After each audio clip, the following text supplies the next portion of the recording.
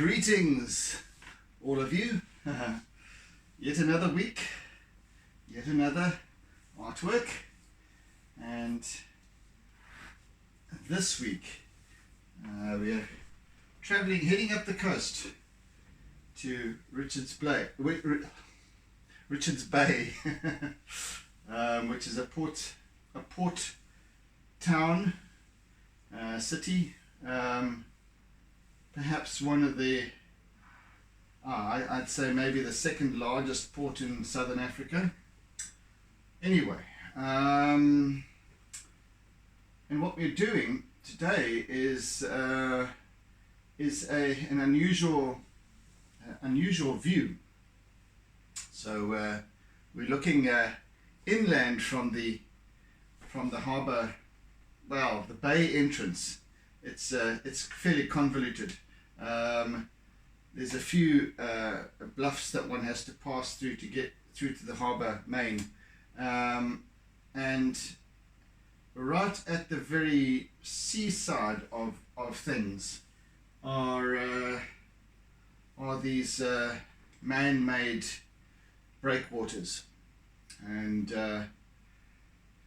these breakwaters employ what is called the Dolos, or plural dolosse, which are huge, big concrete jacks, really, that were designed in South Africa by in fact in East London, by well, the credit is given to two men, and one of whom was named Eric Merrifield, who was the one-time East London harbour engineer, and his I guess sidekick, whose name was Aubrey Kruger, and so it's still uncertain as to who exactly had designed these things, and let me just hold that thought, because I just want to make a start to this piece, and I'll get back to Merrifield and Kruger in a bit. I just want to establish my vanishing point, and even if it is to the landward side, I still have a vanishing point, and that's going to be where? It's going to be about over there. Let's see. Yes, there we go. Right, and trusty old T-square.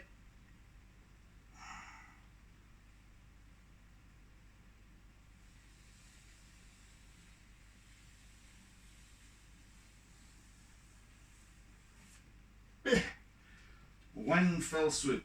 Right, I can put that over there where it doesn't get in the way. Right, there we go. We've established a horizon line. Okay, so back to the inventors of the Dolos, and to cut a long story short, and one could probably give credits to both these gentlemen, Eric Merrifield and Aubrey Kruger, because they were looking at, in the early 1960s, to create a kind of a cheap, well, a relatively inexpensive means of creating a man-made kind of block that dissipated water, because we have quite heavy seas, as I've explained in previous pieces, and so that dissipated water and didn't break down very easily at all, and also that presented a weight sufficient. And in their discussions, Kruger went home during his lunch break, and I think Merrifield suggested something that resembled, that were easily interlocked, that they didn't require specific placing. It's not like building a pyramid where everything was cut you know, specifically to the millimeter. And Merrifield suggested something akin to children's game of jacks. You know, those little things that you sprinkle and they collect together and what have you. So anyway, I don't think I've ever played jacks, to be honest with you. So anyway, what happened was apparently that Kruger went home during his lunch break. He cut a broomstick into 3 pieces and put them together in an H.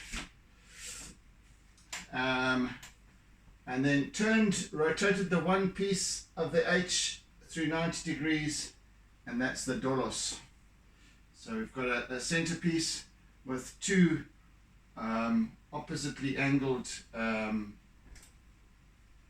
end pieces, and those are constructed on site. So they have the mold. They have huge big steel molds, and they weigh up to anything up to 80 tons each. These pieces, they have to be. It's better for them to be constructed on site. So these now they feature throughout the world, for the reason being that, and they weren't patented. They weren't patented. The reason being, well, one of the reasons given was that Merrifield wanted. First of all, he worked for the harbour authority, so I guess it wasn't really his to patent, nor was it Kruger's. Nevertheless, again, there are many theories, none of which are absolute, and but one of the theories is that they thought that it was they wanted everyone to be able to have access to this throughout the world, because just to make a difference. And there's that. There are disbelievers among us, perhaps, who would suggest that everything turns around money. Some of us also are of the thinking that for the greater good of all. I'm one of those, I think. I like to think of myself as one of those and not chasing riches. And yes, so that was perhaps one of the other alternative ideas that surfaced. Anyway, so designed in 1963 and construction began, or manufacture began, in East London, for the East London's harbour Breakwater. East London being another port city of South Africa, and they began there in 1963. 64, sorry.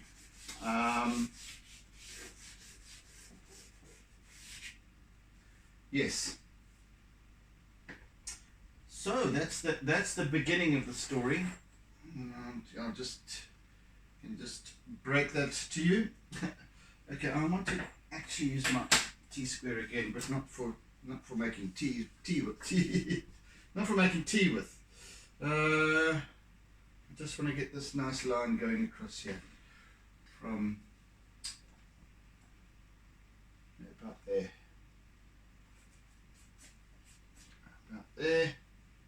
To about, no, you know what, I'm going to stick this up here so I can actually get to it nicely and freely, and let's go to about, I don't know, about here.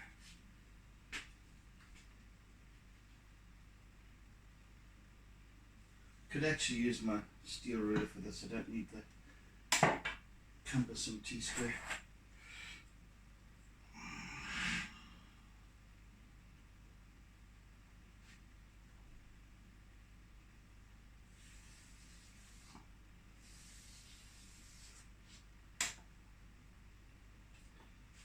And as you should all know by now, I quite like to do something outside of the expected, something that maybe doesn't quite fit what we would deem to be an ideal pretty picture. I have long enjoyed that the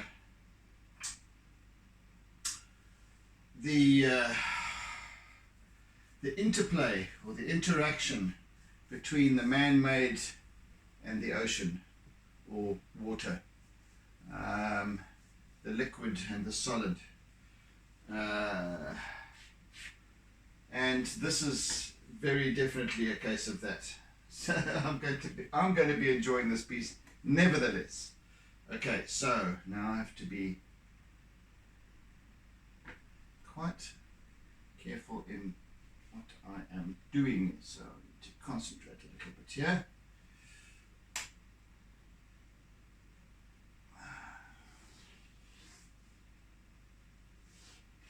So these dolosse are kind of what, octagonal? 1, 2, 3, 4. Oh yeah, maybe. No. What's a 10-sided figure? Decagon or something like that. No, they're 8-sided. Octagon. 1, 2, 3, 4, 5. Yeah. Octagonal. But they're also slightly angled. Anyway, almost like a kiddie's jack.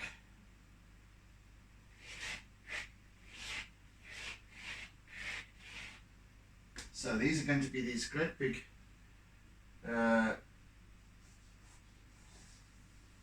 concrete block thingy-jigs.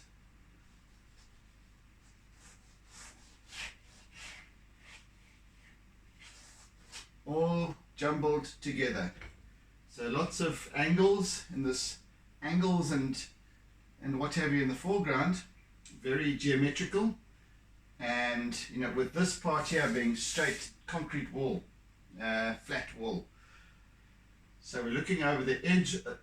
Let's say we're standing on the pier, and the pier is concrete, and then on either side of the pier there are these great big dolosse that have been placed there, and maybe, well, hundreds of them. Crazy. So the pier would have been built first, followed by the cranes and whatever that, and all of the equipment that was required in the manufacture of these great big things, the derricks and whatever that were brought into. I really must concentrate a little bit here. So the derricks that were built in, that were brought into, so in other words, just like you would find in a harbour, those great big cranes that were sort of overhead crane things that would then they would construct these great big, each dolosse with the molds in concrete, and then literally lift them with the great big crane and place them. Make place. So it might have taken some time, but it certainly would have alleviated a great deal of resources and what have you, to if one had to manufacture them off-site and transport them in.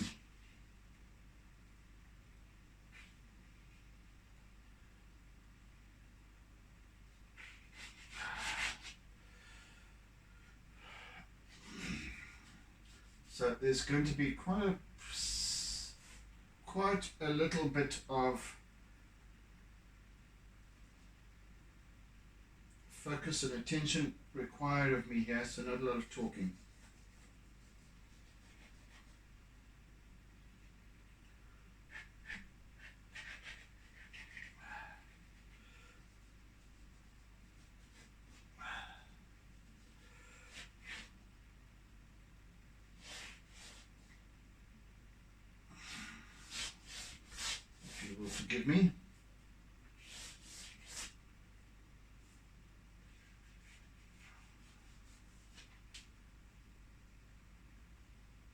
Yes. So what the whole idea behind these things was that they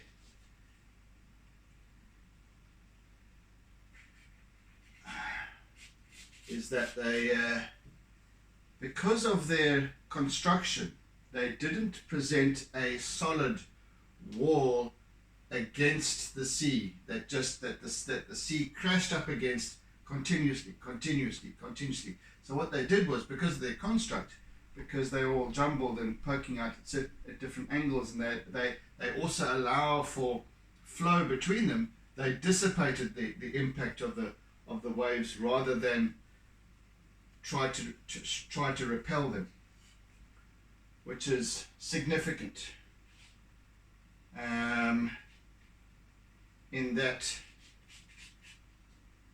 they dissipated the energy, the force, and therefore they added to the longevity of the concrete construction. So there was that factor, and there's also the factor of providing ability for an ecosystem to develop. So in other words, the water crashes up again, then flows in between these things, and you get to all sorts of growth and what have you flourishing at the basis, at the waterline of these dolosse. So yeah, a very interesting concept. Of course, there have been many different similar kind of inventions throughout the world, no doubt. And not to say that these are absolutely unique, and yet in a way they are, because I don't think there were any others that were constructed in this way, with this sort of twisted H.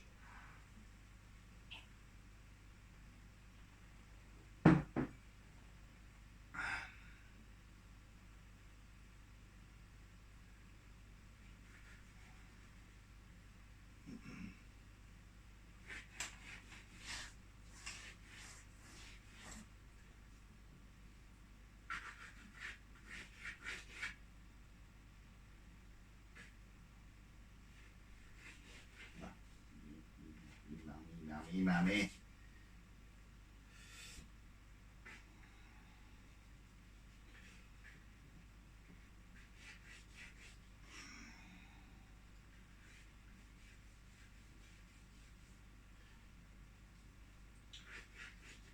So this will be a somewhat abstract looking piece, and I'm not trying to get exactly, it's just because I don't like lots of intricate detail, so I try to just get as close as possible to depicting what I'm depicting, and then leave it at that.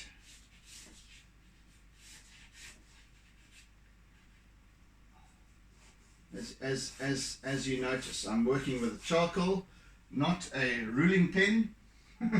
So I'm not looking to try, technical drawing is not what's happening here. It's a representation of it. So that then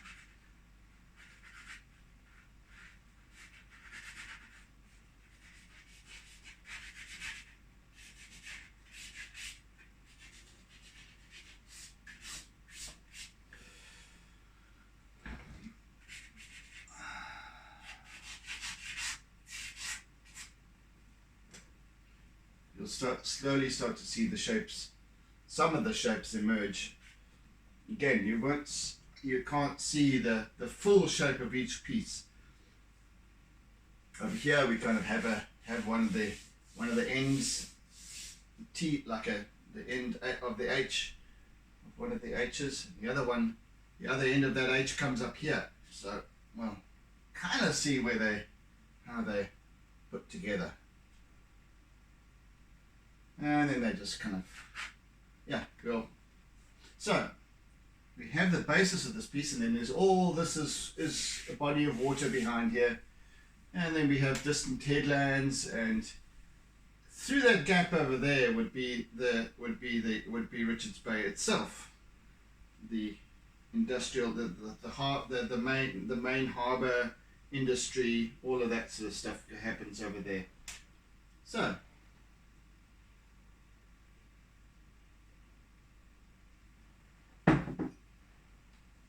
as I said,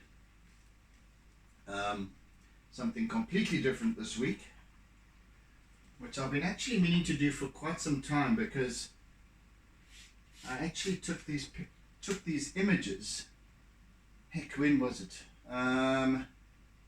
Give me a moment. When did I take these? Bugger. I think it was a good 2.5 years ago, maybe. Anyway, whatever it was. And I visited Richards Bay ages ago and took a load of pictures of these. I was fascinated by these dolosse. And by the way, there is also because Richards Bay harbour only really took off, started to take off in the 70s. And in fact, looking closely at the image, the reference image I've got, and I've realized again, observation, paying attention to the small details, and lo and behold, there's a date on each of the dolosse. On each dolosse, there's a date. And on these ones, the date is 1975, and some of them are different months. So they've been constructed. It's taken some time to put this lot together, and I mean, we're talking hundreds of these things, all just placed on either side of this of this pier. So a huge big pier was constructed, concrete pier, and then obviously these maybe tracks were built for the great big derrick that would lift each dolosse into place.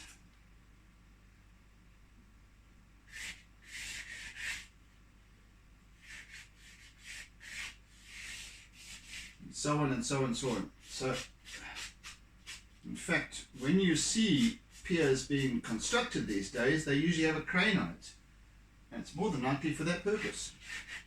Especially these, especially the breakwater kind of piers, not the ones with the upright supports. The great big breakwaters that are necessary.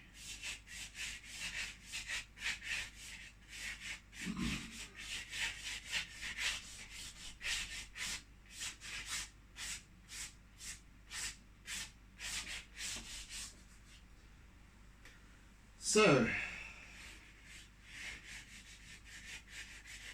for those of you who enjoy a pretty scenic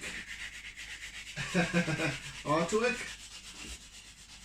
maybe you can sit this one out, eh? Take a rain check on this one.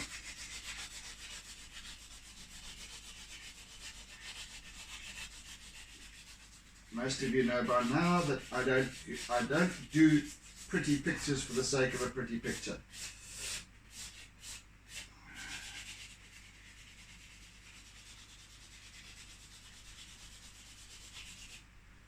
This has to me this has a beauty all to itself, and that maybe that beauty will come through. I don't know. I really enjoy the play of light on these dolosse. Just by the way, so the word dolos, and I'm pronouncing it the correct way because it's pretty much an Afrikanerism, and there's there's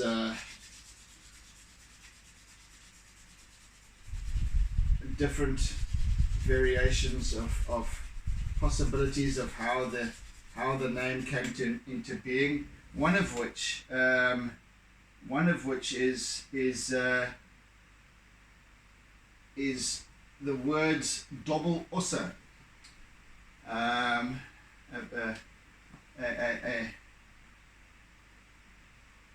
And to dobble means in Afrikaans to gamble, and osse is bones, or gambling bones, and it's this also the same as the bones a witch doctor might throw, the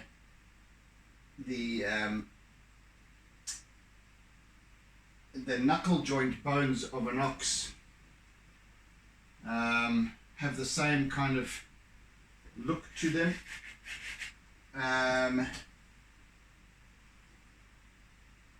Yes, so the Sangomas would use these things as well. So also another derivative of the name could be dollos, which means a dollen means to play in Old Dutch, and os is an oxen. So yeah, there's a few different variations as to how they could have been named, but nevertheless it turned out as Dolos, and because they're essentially Afrikaans in their origin, the plural is dolosse, D-O-L-O-S-S-E. If you want to Google it, please do. It's an very interesting. There's a whole Wikipedia page in it that I'm kind of referring to here, in terms of getting some prattle information. So yes, so the name is Dolos, D-O-L-O-S. If you want to look that up. And yes, it's fascinating, and you'll see why I'm fascinated by it, and why hence the artwork. And I always love these things.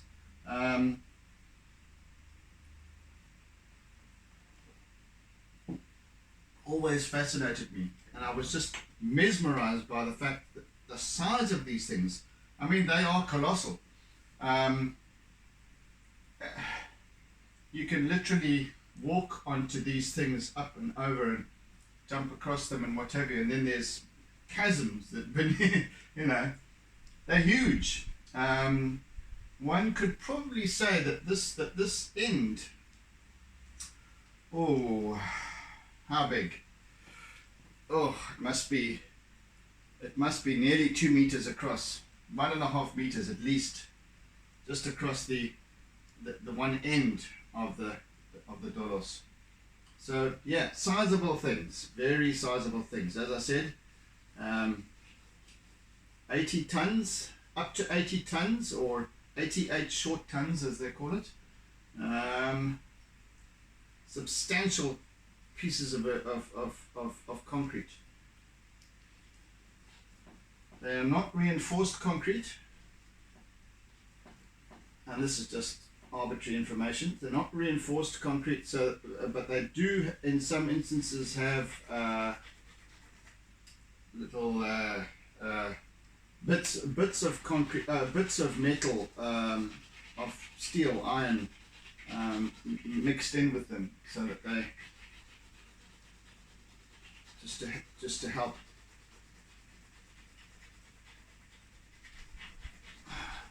to reinforce them in some way, much like you would add. I'm sure that they would also add stone chips as well into it, as the other concrete is put together.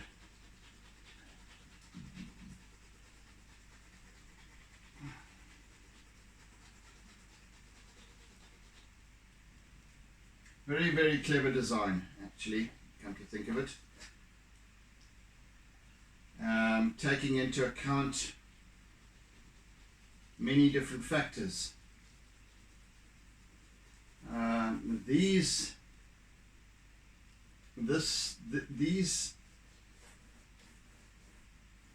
dolosse will far outlive any other more solid structure because of the action of the waves is so abrasive. And as I said, we do get very powerful wave action along our coastline here.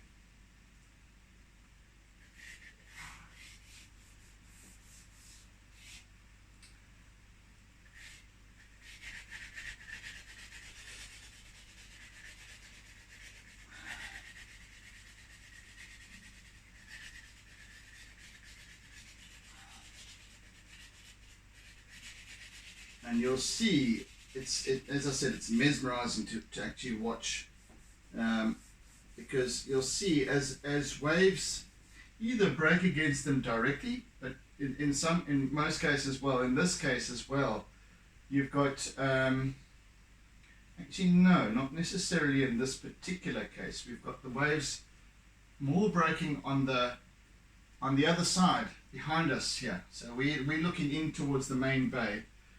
Behind us we have where the facing east. Now here we're facing west. That behind us is east. That's where the waves come in. And then there's another pier. As I said, it's quite convoluted, the whole construct of this bay. There's another pier which runs eastwards. And that one, you'll see the waves crashing along either side of it. So the rollers come in and they break along and they dissipate. As they break against this thing, they just dissipate. It's fascinating.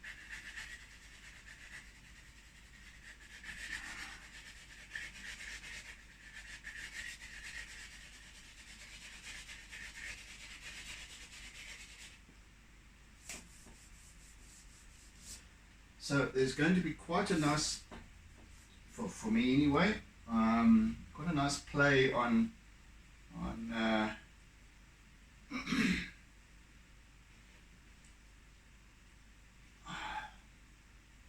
light.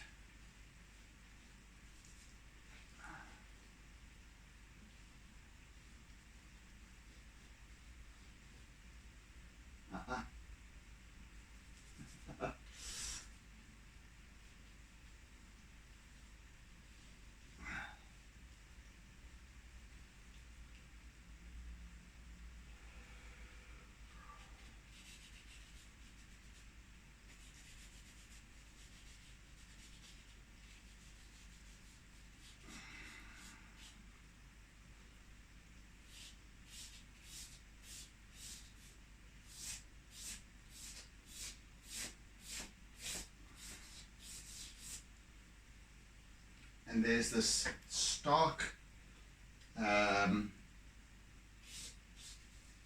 I said, angular, geometric,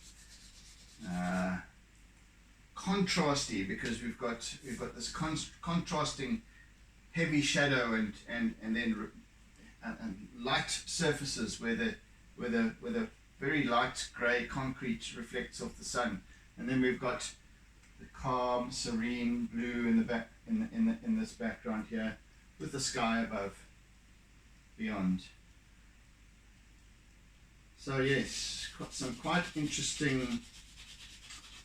interesting play with contrast, and that's what I enjoy about this.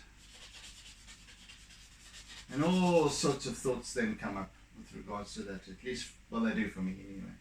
Always. The metaphors that arise.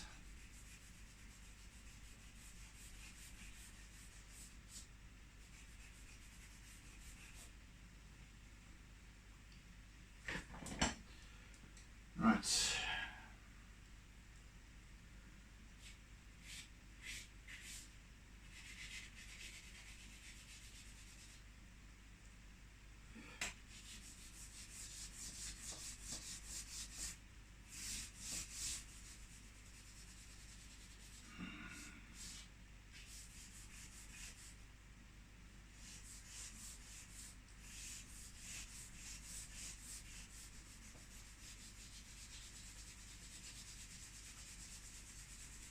also trying to keep my filling, well, when I fill in these areas with dark, with my charcoal or with my Conte, trying to keep them as angular and with the construction as possible, as opposed to all over the place and just, you know,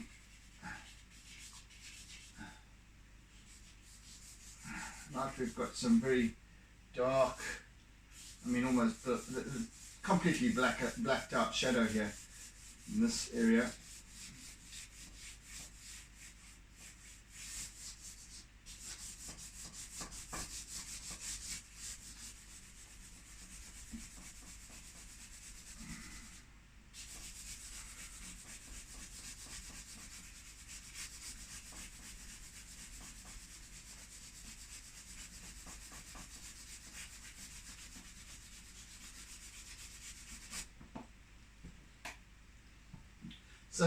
So almost, if you were to think of it this way, this is almost a masculine piece.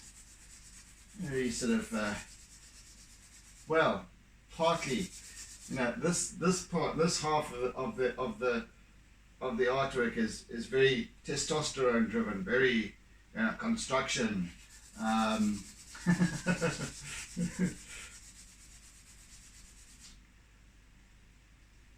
It identifies masculine, put it that way. For me to be PC about it. Gosh.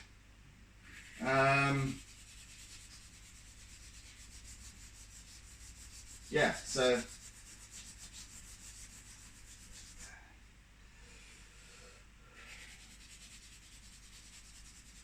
and then the top part is very serene and gentle and calm. Perhaps identifying with feminine, I don't know.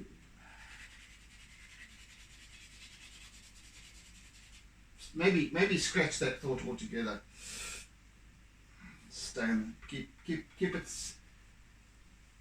Keep it safe and simple. Anyway,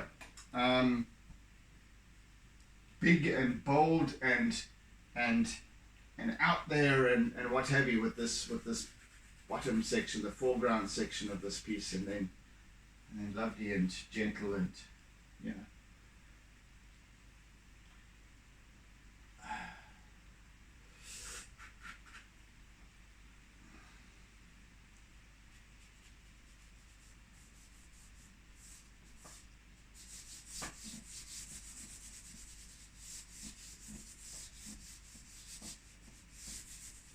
this is going to be, I'm literally going to be using my compressed charcoal with some of these areas because they're completely pitch black shadow. We've got such contrast.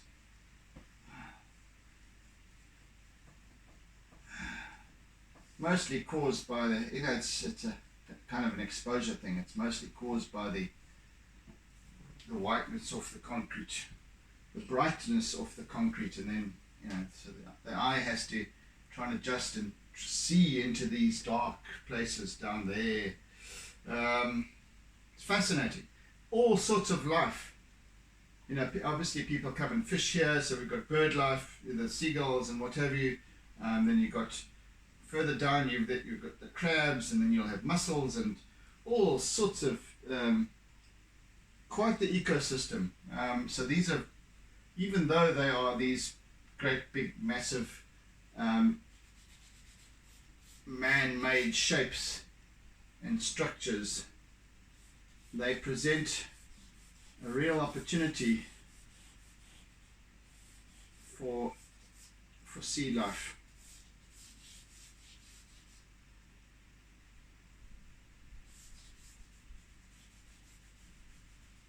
And throughout the world they are used as such as well, to promote growth, just like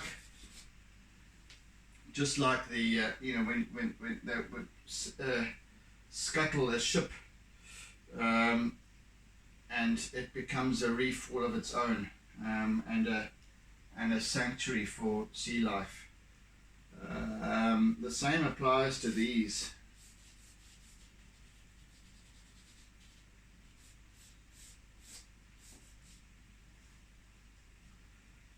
really fascinating.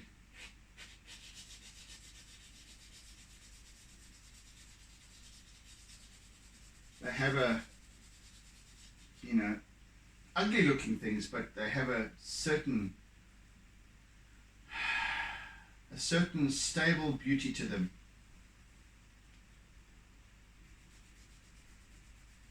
Collectively.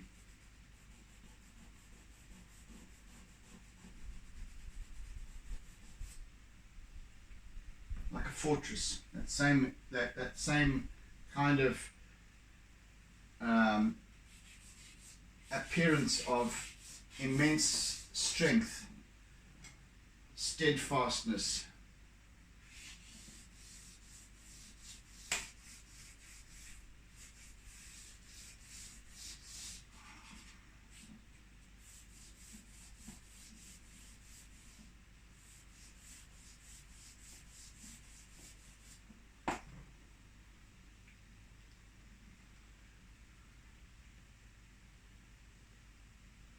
I'm not going to be doing too much detail work just yet up in this part, because I really want to start putting in the sea, or this part of this is actually lagoon, mostly huge big lagoon. Ships come in here, so ships will pass in down behind us here, right through to the harbour, and I'm talking big ships. So yeah, I want to establish the more of the blue background, then I can go work on top of that more to establish these angles and what have you. So yes, that's what I'm going to be about. How are we doing for time? About 10-15 minutes left.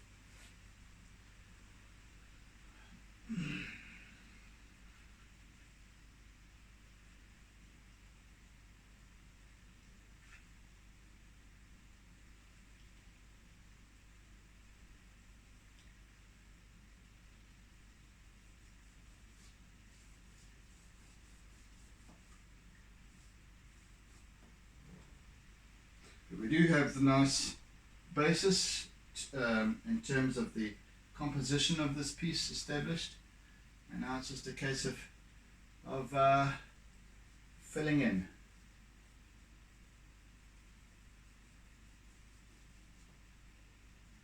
See, at first glance, because of the closeness and the proximity of these great big things in your face type thing, at first glance this artwork could be construed as being abstract, but as you start to work into it and feel it, it's a kind of a piece that you need to feel, and it starts to then hopefully make sense as you contemplate it. It's interesting because on one of the groups, on one of the art groups that I am a part of, that I also share my work on Facebook, an artist had shared her artwork, and it was simply it was a very simple piece. It was the ocean looking into the fog, and really, so there was sort of action and water action and what have you in the foreground, and then it just dissipated into this whiteness, which was,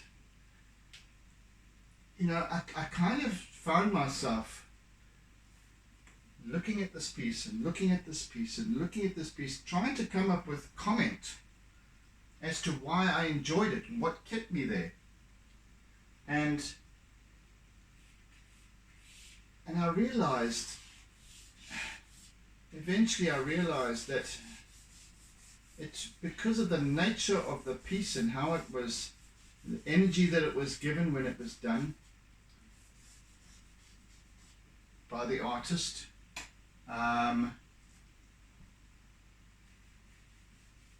It was that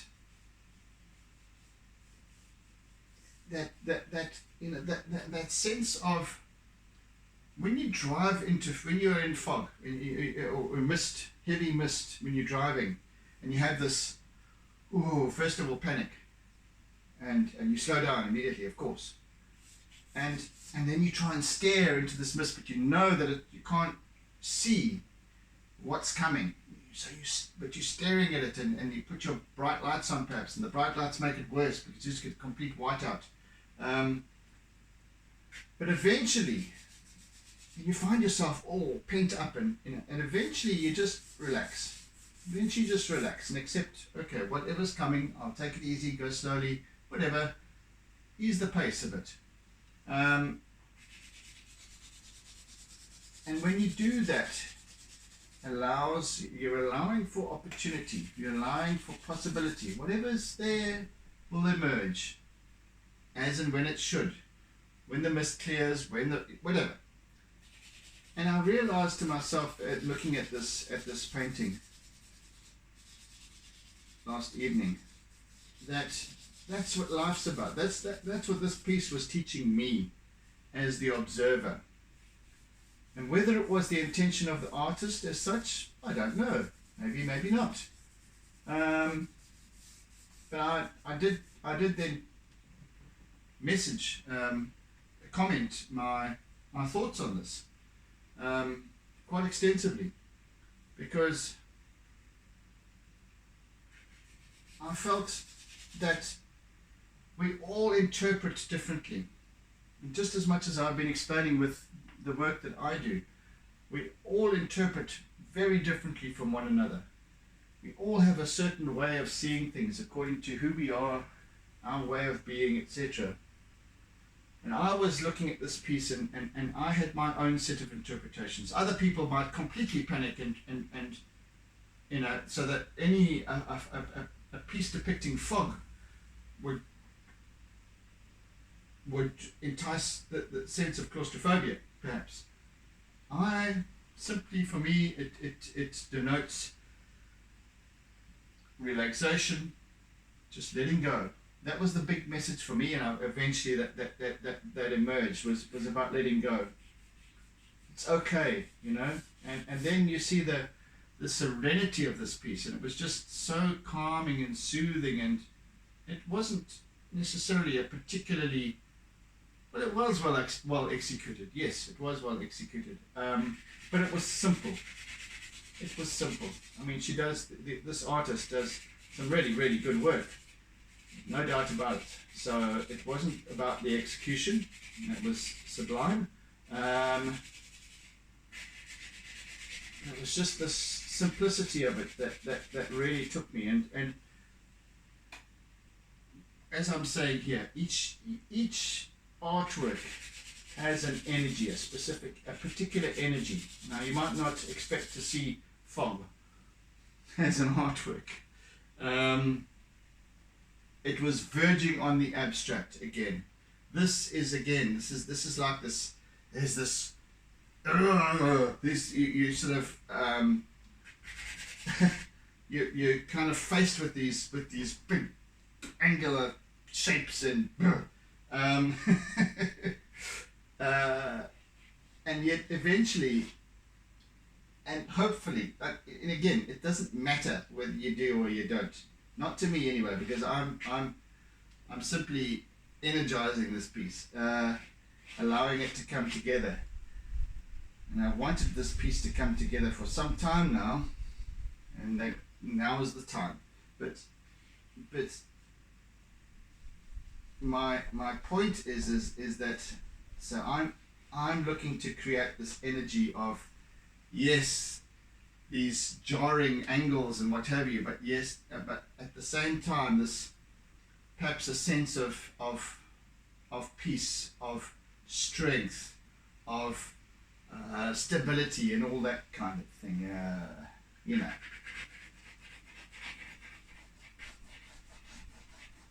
Ultimately, I don't know whether it will come across that way.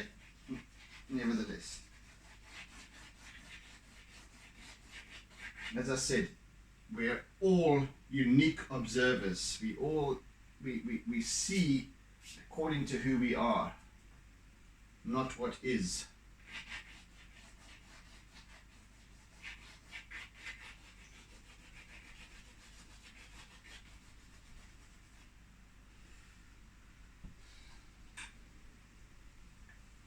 There are no absolutes in this world. And whilst growing as an observer, as an artist, and as a coach, I've come to realize more and more and more. I get more and more confirmations that about that, what I've just said, that there are no absolutes. And each and every one of us see the world differently, and none of us, not one single one of us, is wrong.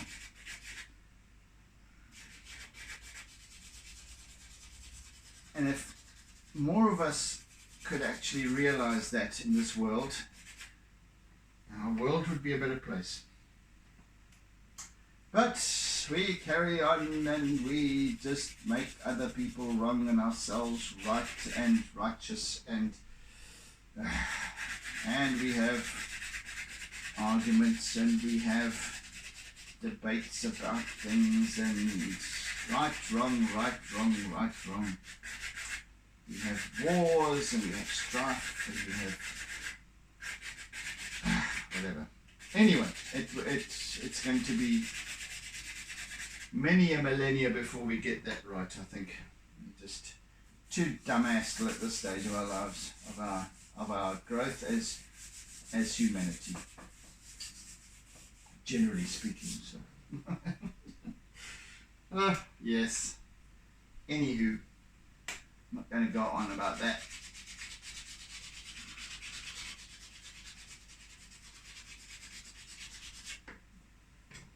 So we've got this nice big flat surface over here, and then this jumble, and then this calm, soothing. See, yeah, so there's quite a nice interplay for me in putting this piece together.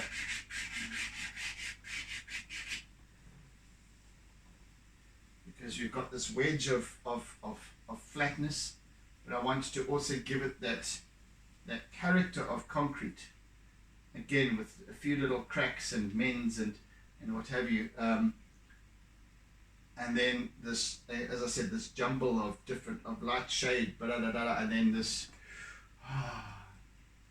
over there in blue.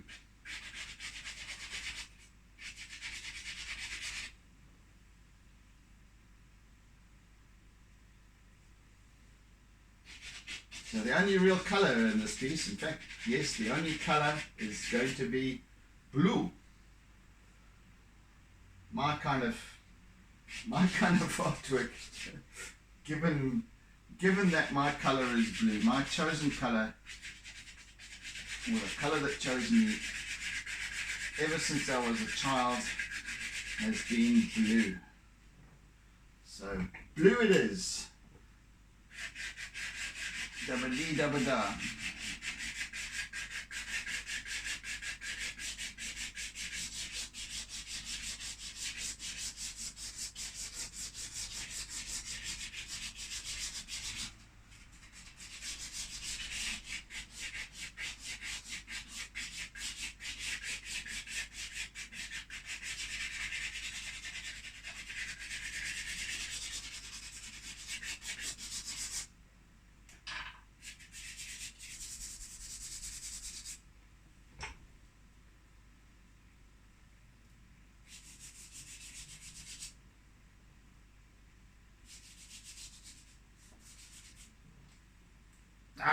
I'm going to love this piece. I am loving it, rather. Man, it's going to be such fun. Just for me, just creating this nice balance of tone, of contrast, of light and shade, and it's a fascinating exercise for me.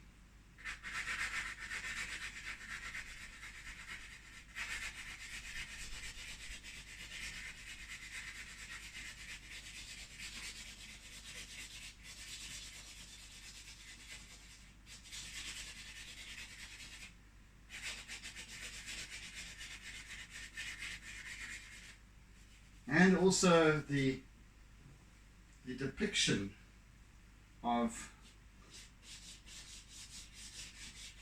concrete juxtaposed with water and sky.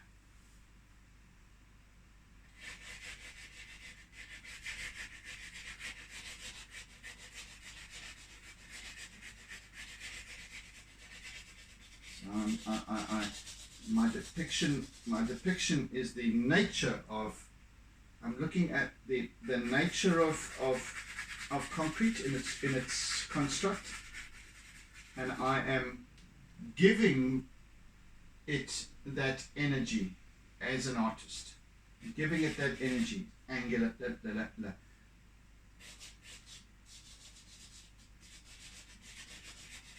This is man-made, therefore there's angles. In nature, in sea and sky, there's no angles. No geometric angles, rather. No geometric shapes. Well, you know, break it down to the tiniest particles, yes, maybe. But in these heavy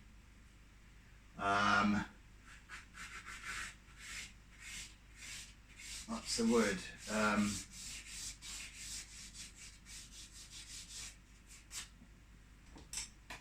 These heavy pieces that have purpose, that have a job to do.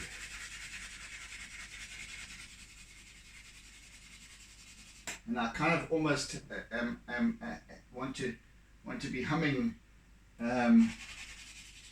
Pink Floyd in my mind here. You know, something like very, very sort of industrial. Yeah, so these are very industrious structures.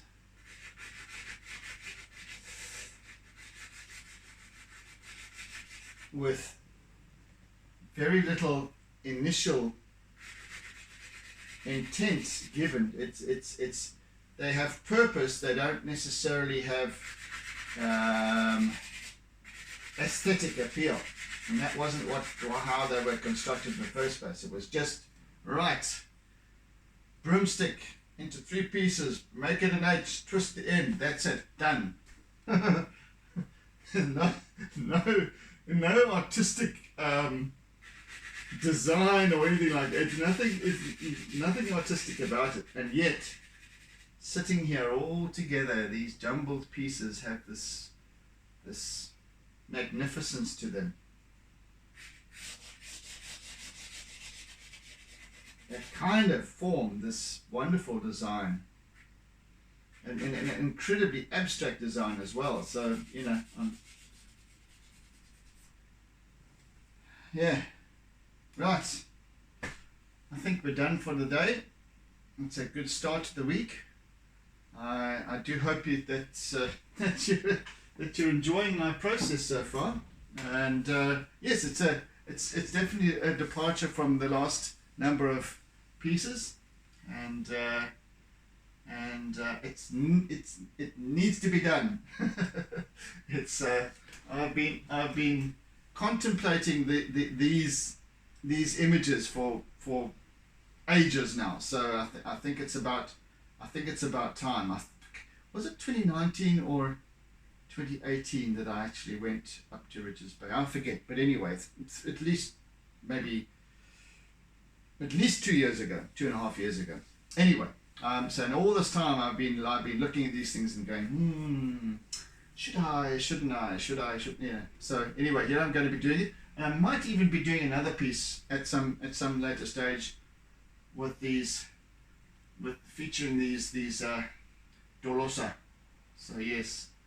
Anyway, thank you for joining me today, and thank you for sharing. Thank you for your comments that I know you usually come further later in the day.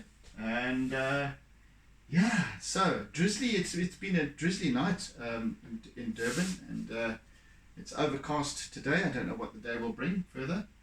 But anyway, wherever you are in the world, enjoy, and do tune in to the tube again tomorrow